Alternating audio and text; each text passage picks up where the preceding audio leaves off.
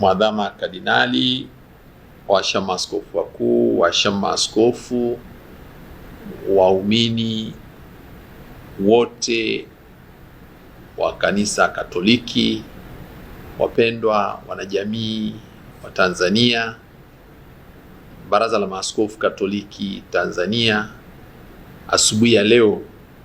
limepokea taarifa za masikitiko makubwa ya kuondokewa na mpendwa wao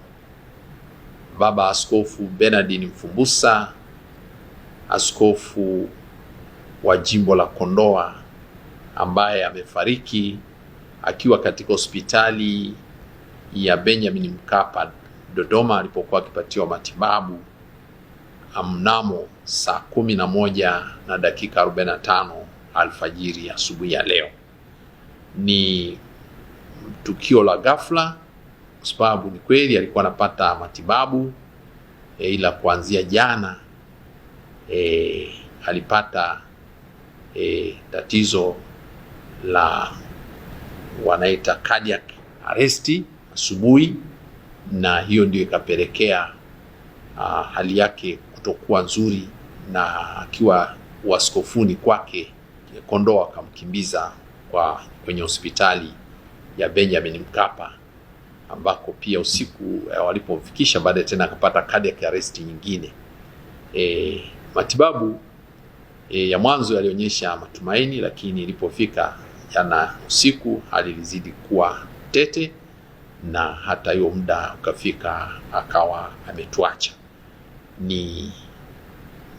kwa masikitiko makubwa tumepoteza askofu kijana ambaye ana miaka 64, amezaliwa mwaka 1962. Kiuongozi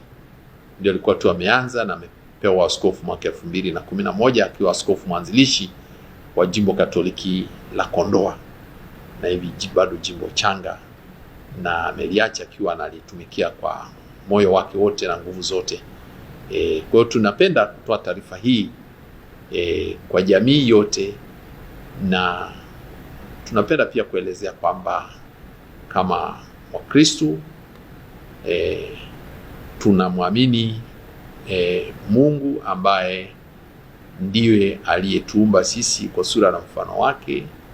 ambaye anatushirikisha maisha yake ya kimungu tukiwa hapa duniani kwa matendo yetu mema, na baada ya kudumu katika matendo mema, baada ya kufa anatushirikisha maisha yake ya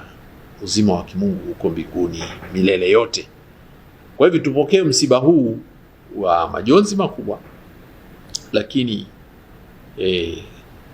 ni msiba ambao tunapaswa kupokea kwa macho ya imani ya Kristo mfufuka. Tunaposherehekea sikukuu ya Pasaka na kukumbuka maadhimisho ya Pasaka, tukumbuke pia ni katika ufufuko Bwana wetu Yesu Kristo ametuhakikishia kwamba kifo si mwisho wa maisha, ni hatua moja kuelekea maisha ya uzima wa milele.